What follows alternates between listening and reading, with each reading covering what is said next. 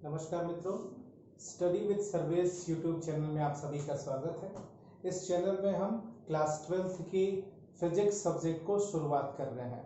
Physics subject में जो सबसे पहला हमारा यूनिट होगा वो हमारा यूनिट होगा इलेक्ट्रोस्टैटिक्स, जिसको हिंदी में हम स्थिर वैद्युतिकी कहते हैं। और इस यूनिट के अंदर जो पहला चैप्टर है वो हमारा चैप्टर है वैद्युत आवेश तथा क्षेत्र, जिसको इंग्लिश में हम इलेक्ट्रिक चार्ज एंड फील्ड के नाम से जानते हैं। इस चैप्टर में हमें ये देखना है, या इस पूरे यूनिट में हमें ये देखना है, इस इलेक्ट्रोस्टैटिक्स यूनिट में हमें ये देखना है कि चार्ज की कैरेक्टरिस्टिक्स कैसी है, चार्ज की प्रॉपर्टी कैसी है। तो हम इस पूरे यूनिट के अंतर्गत चार्ज की दो कैरेक्टरिस्टिक्स का अध्ययन करेंगे। पहला, static nature of charge. Static nature of charge का मतलब क्या है कि जब हमारा आवेश रुका हुआ होगा तो वो कौन कौन से कैरेक्टरिस्टिक्स प्रॉपर्टी को बनाएगा, ठीक है।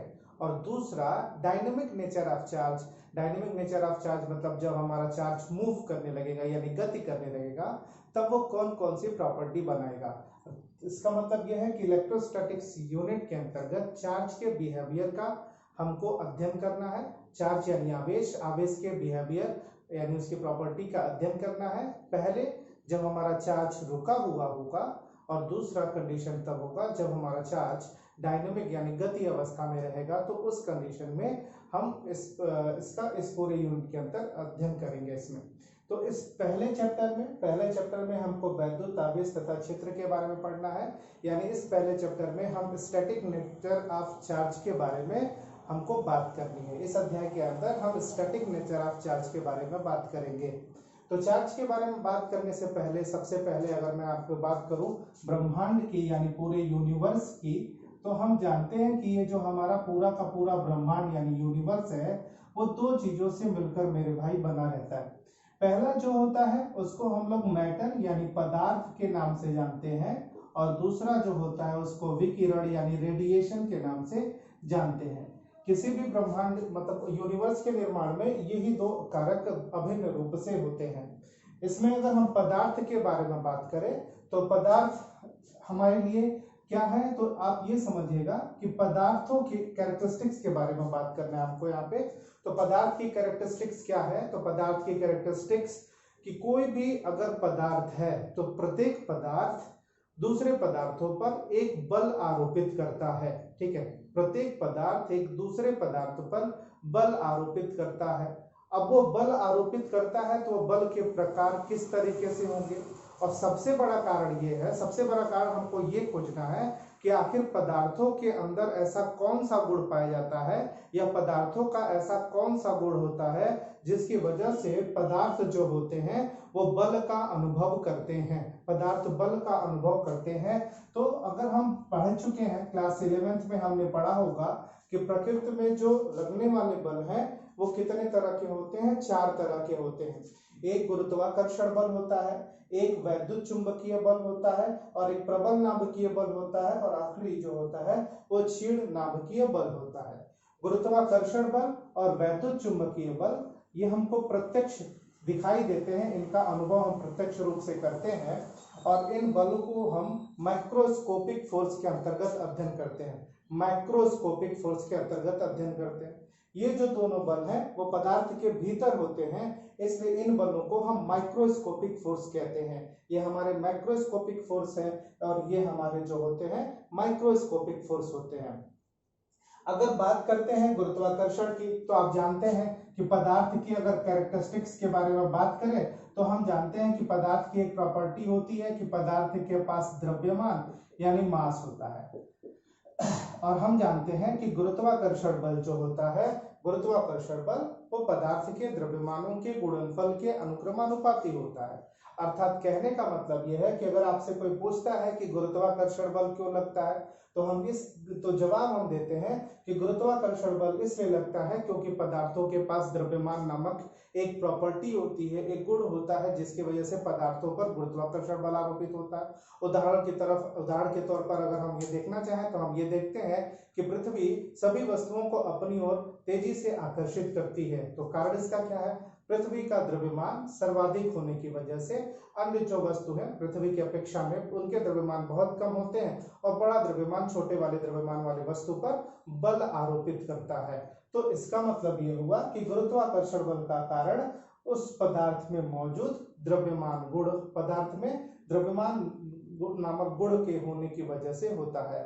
ठीक है, तो इसका मतलब हम ये समझ सकते हैं कि अगर किसी के पास द्रव्यमान है तो ये स्वाभाविक है कि उसके ऊपर गुरुत्वाकर्षण बल आरोपित होता है। अब कुछ एक आध दो उदाहरण आप समझिए कायदे से, और हम ये चेक करेंगे कि आखिर ऐसा कैसे होता है।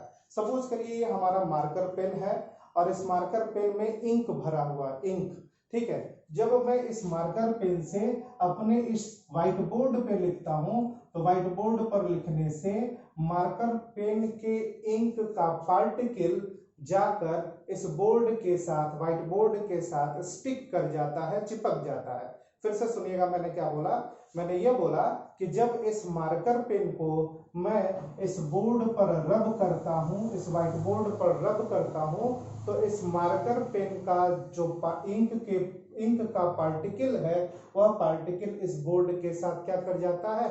स्टिक कर जाता है, चिपक जाता है। जबकि इस पार्टिकल के पास कुछ ना कुछ द्रव्यमान जरूर होगा और पृथ्वी का भी कुछ ना कुछ द्रव्यमान जरूर है, तो पृथ्वी इस पार्टिकल को अपनी तरफ को खींच लेनी चाहिए, परंतु यह पार्टिकल गुरुत्वाकर्षण बल के प्रभाव से प्रभावित नहीं होता और इस बोर्ड के साथ यह इंक पार्टिकल चिपका हुआ है।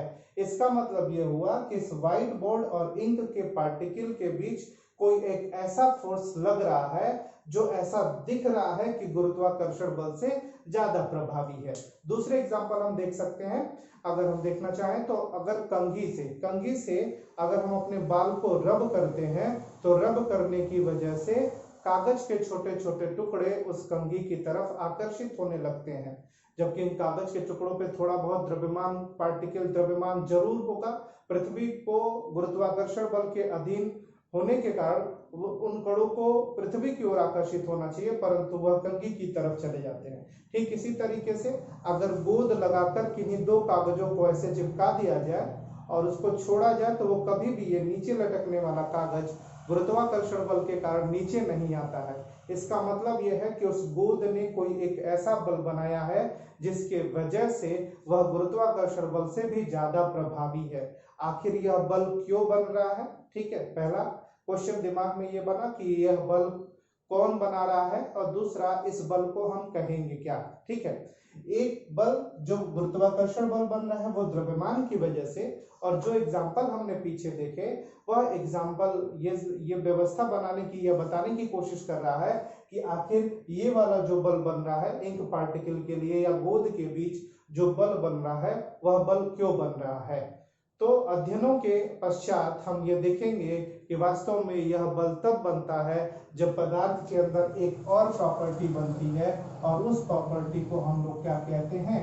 आवेश कहते हैं, चार्ज कहते हैं। ठीक है, आवेश कहते हैं, चार्ज कहते हैं। ठीक है, अर्थात कहने का मतलब यह है कि इस पदार्थ के अंदर द्रव्यमान के अलावा एक और प्रॉपर्टी है, उस प्रॉपर्टी को हम आवेश कहते हैं, जो किसी पर्टिकुलर कंडीशंस में हमको दिखाई देता है। जैसे जब हम किसी चीज को रब करते हैं तो रब करने के पश्चात ये प्रॉपर्टी हमको दिखाई देती है। तो अब आवेश क्या है, किस तरीके का व्यवहार करता है, कैसे कार्य करता है, इसके बारे में जो डिस्कशंस होगा वो कल होगा। कल के लेक्चर में फिर से मुलाकात होगी आपकी। तब तक के लिए नमस्कार। चैनल को सब्सक्राइब करें, लाइक करें तथा शेयर करें। Thank you.